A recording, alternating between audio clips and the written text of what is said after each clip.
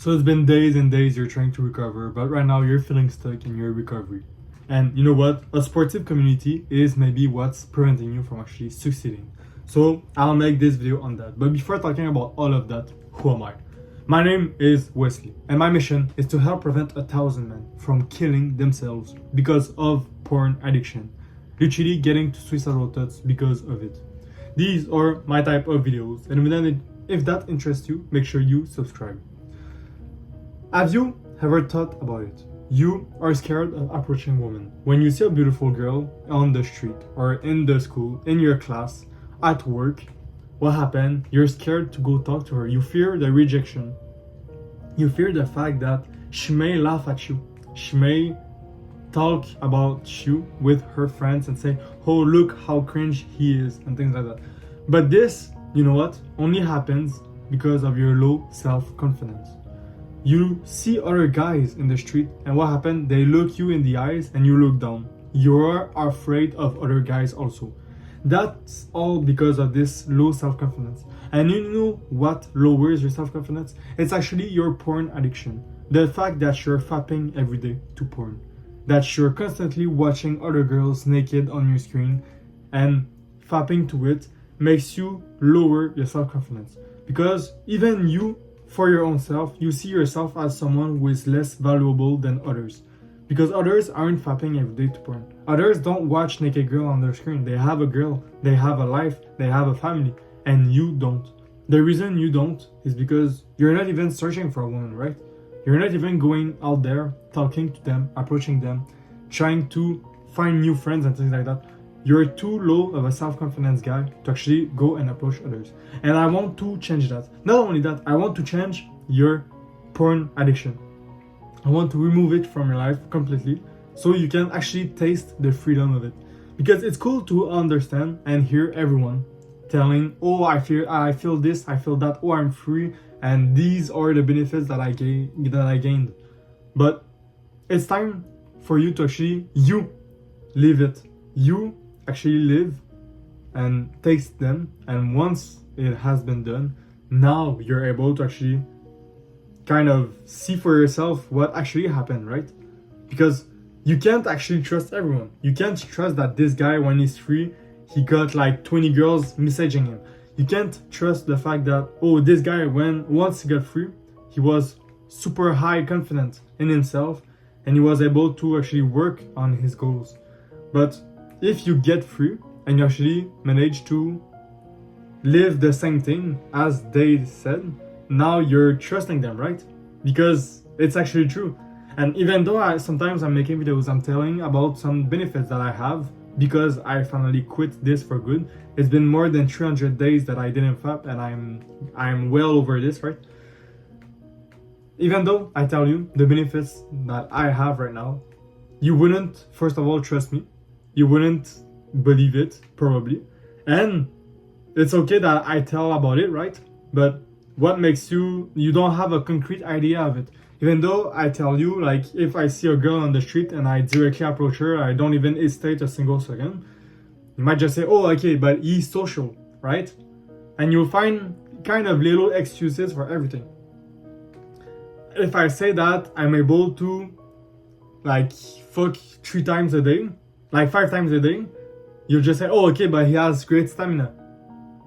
And you kind of are able to find all these little excuses instead of just saying, oh, it's because he dropped down porn and this has actually made his brain healthier. Oh, another example, I'm able to work 8 hours non-stop on a project on my computer in a day. Like, I'm just there sitting down and working 10 hours non-stop without any distraction, without anything. Oh, that's because he has great concentration. Yes, I have great concentration, but concentration. But it's not because I have this great concentration. It's because I finally dropped all my addictions. And because of that, my brain is now in a healthy state. So I can manage these emotions clearly and I can manage these distractions. I don't go on my phone while I'm working. I don't listen to music. I don't play video games. Like, you can see how this greatly improves the quality of the work that I'm putting. But you can only achieve this if you're free from porn addiction. So if you're interested into getting free. First link down in the description. On that, I'll continue directly with the video. You have to see the community of friends that you're looking for as kind of a group of friends. And what happened in the group of friends, they're all having characteristics that you like from them, right? Maybe you have this friend that always makes you laugh, so that's why you're friend with him, right?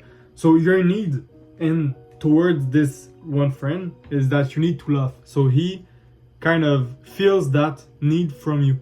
And you have this friend that always talks with you about other girls. And you have this need in your life that you want to talk about girls with him, right? It's kind of normal for a guy to want to talk about girls. So you kind of successfully fill this needs with this one friend. And this other friends, you always talk business with him. Whenever you see him, you talk business. Oh, I want to create this, I want to create that, this business. And this other friend, he's the co-worker you have. When you go to your work, you can laugh with him and do things with him, and he's a cool guy. So you can see how this group of friends all have their specific things and they feel a specific need that you have. And for themselves, it's also the same thing, right? They also have specific needs, and you might be the one filling one of those needs or multiple of those needs at the same time in their friendship. That's the reason people make friends. And it's the same in your porn recovery. What happens is that you have specific needs. Maybe you need accountability. Maybe you need to actually have someone to talk to. Maybe you just need someone to listen to you. So you want to be the one just talking and just having someone to listen to you. Maybe you want encouragement, someone that will push you and say, hey, let's go, you can do it, and do more days and more days, just like when you're going to gym. You want someone to push you to your limit and things like that.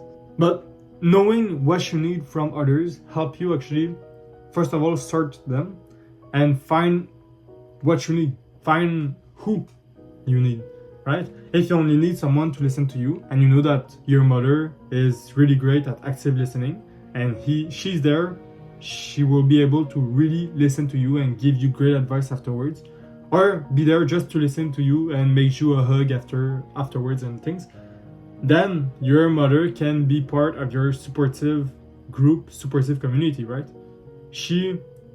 The support network that you're creating, she can be part of it because she's a trustworthy person. I hope so. And she kind of respects the needs that you are needing from her, right? And by doing that, you can also build connections. You can kind of engage with people who share the same goals as you, which is to break free from this porn addiction.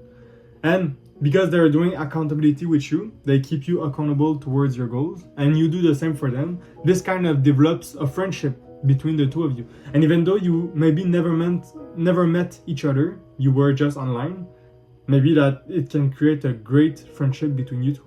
A strong support system actually boosts resilience, reduces isolation because you have other people to talk to, right? You're not alone in this anymore. And it reinforces healthy habits over time because you have the accountability coming from other people. And this makes you actually follow your routine, the routine that you created when you first tried to quit porn addiction for good. So by having this accountability to follow your routine, you start to follow it more. And by following it more, this reinforces your healthy habits and reinforces your health at the same time, right? If you constantly do meditation now, you can see how you will become way more calm in yourself and way more self-aware, which are two great qualities to have in life in general. And to be able to actually create yourself this strong support network, you need the first step that I mentioned, which is to identify your needs. And in order for you to do that, I would need you to actually go maybe on your phone if you're really like you don't want to write on a piece of paper, but at least write on a piece of paper what you need especially. So you kind of have this checklist of things that people need to respect in order to enter your support network. So you write like something like that, right? Support network at the top of the page, and then like 3 to 5 needs that you need. So maybe you need someone to be, first of all, trustworthy, that's for sure. Loyal, so they don't go out and start telling everyone about your secrets. And they need to be good with their listening, right? Because there's people that you talk to and what they're doing, they're on their phone and not even listening to you. That's not good listening partners. What I mean by good listening partners is someone that will actually just look at you. You will be there talking to them and he's going to be there fully concentrated on you and actually just listening to you, not distracted by other things, not needing to look around and do I don't know what. Concentrating on you, actually listening to you. And that's a skill in itself.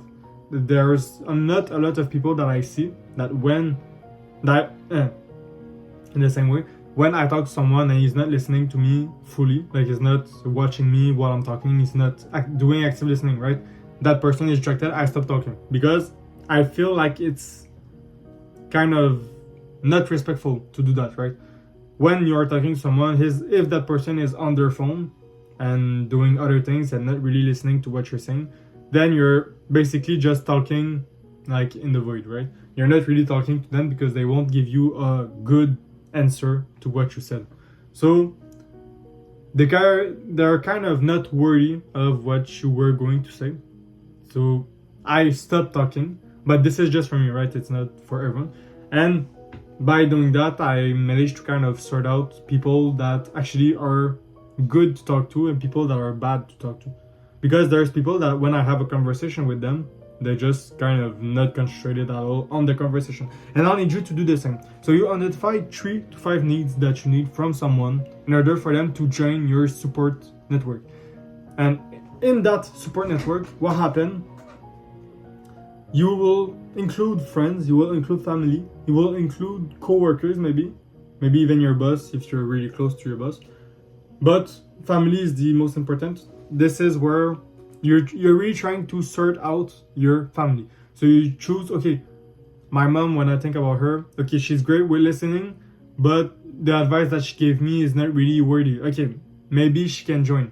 My father doesn't really listen to me. He's always like kind of annoyed when I talk with him. Okay, then not my father. My sister, okay, my sister is kind of younger than me, so I don't know why I would be talking with her. Okay, not my sister. And you kind of do this for every person in your family. You disqualify them or qualify them for your support network. And you do this for everyone in your life, in your surroundings. Every coworker, every friends, everything. And when you find these persons that are potential for your support network, you kind of at the end do a last sorting where you say, okay, this guy, okay, I want him in my support network. Oh, this guy, yeah, I want him. Oh, my mother, yeah, I want him. And I want her, sorry. And now you kind of see that your support network is composed of these persons. And now you will have to talk with them about your struggles in order for them to know that they're now part of your support network, right? And this is sometimes the scary part. I did a full video on whether you want to talk with your family about it or whether you want to talk with your partner, your relationship girl about it, or if you're a girl with your boy. But I did these 2 videos. I didn't do a video yet about if you want to talk about it with friends. So I might do it in I don't know, sometimes. But anyway, now you have everything you need in order for you to build that support network. And let's just actually listen to this, try to apply everything that I said. And remember that if you don't take action, this video will literally have no meaning for you right now. If you wasted like 10 minutes watching this video instead of applying what I actually said, or at least taking notes, right? Then you just wasted your time. So might as well just take action right now and start building your support network, right? On that, take care of yourself. Mwah.